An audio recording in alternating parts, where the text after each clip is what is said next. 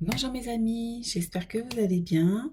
Bienvenue dans mon petit atelier de la magie où on va voir donc aujourd'hui le syndrome de l'imposteur, comment s'en débarrasser au fur et à mesure de son évolution. Puisque effectivement c'est un syndrome qui revient et que qu'il faut travailler régulièrement puisqu'il se représente à plusieurs reprises au cours de notre cheminement.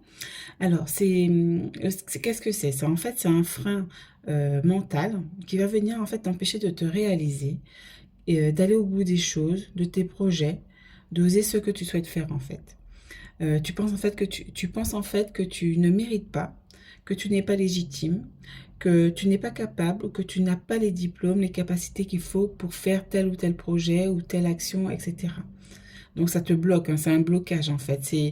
En fait, on vient s'auto-saboter en gros, hein. En fait, tu penses que tu n'es pas digne de faire telle action ou tel projet. Donc, le syndrome de l'imposteur, ben, il est vraiment lié donc à l'auto-sabotage, comme je le disais, qui va venir, lui, te mettre des bâtons dans les roues, donc qui va venir t'empêcher de te réaliser. Donc, c'est un problème qui est conscient ou inconscient. Donc, tu t'empêches, en fait, de faire ce que tu as envie ou ce qui te passionne, en fait. Alors, comment venir à bout et te libérer de ce syndrome qui nous touche tous en grande partie? Alors, tu vas répéter après moi, c'est libération. Donc, tu pourras le refaire à chaque fois que tu en ressens le besoin ou que tes guides vont te demander de te libérer de ce syndrome. Parce qu'effectivement, il revient régulièrement, comme je te le disais, il revient régulièrement au cours du cheminement, il se représente, puisqu'en fait, c'est comme un millefeuille euh, on enlève chaque feuille à chaque fois. Donc, ça dépend de ce syndrome, s'il est très prononcé ou pas chez toi. Donc on aura besoin de le refaire à plusieurs reprises pour supprimer les couches qui se sont accumulées dans cette vie et dans aussi nos vies antérieures. Puis après, donc, alors là, tu vas répéter après moi donc la libération. Donc, aujourd'hui, je me libère du syndrome de l'imposteur, que ce soit dans cette vie, dans mes vies antérieures, dans tous les sens du temps et espace-temps, et dans toutes les dimensions, et de tout ce qui a pu empêcher ce syndrome de l'imposteur de se libérer ici et maintenant. Donc je répète, aujourd'hui, je me libère du syndrome de l'imposteur, que ce soit dans cette vie, dans mes vies antérieures, dans tous les sens du temps et espace-temps, et dans toutes les dimensions, et de tout ce qui a pu empêcher ce syndrome de l'imposteur de se libérer ici et maintenant. Donc cette libération, tu le répètes 3 fois. Si tu en ressens le besoin, tu sens que ça agite, que tu as des réactions physiques, corporelles, etc., ça veut dire que ça libère. Donc tu es en train de libérer ce syndrome.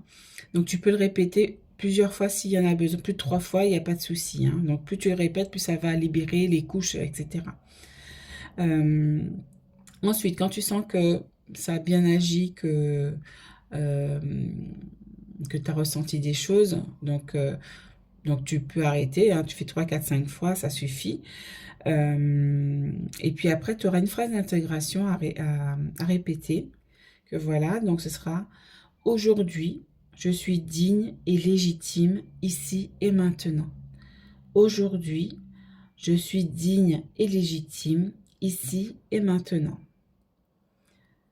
Donc là aussi, tu peux avoir des réactions physiques, tu peux ressentir des sensations donc physiques, des bâillements, des picotements, des raux, tu sens que ça peut gargouiller dans ton corps, tu peux ressentir des frissons, des choses comme ça.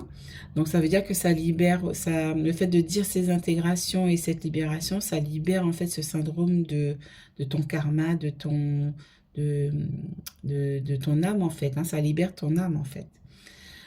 Après, si tu ressens rien, c'est pas grave, puisqu'on peut être moins sensible aux énergies aussi, donc au début quand on s'éveille.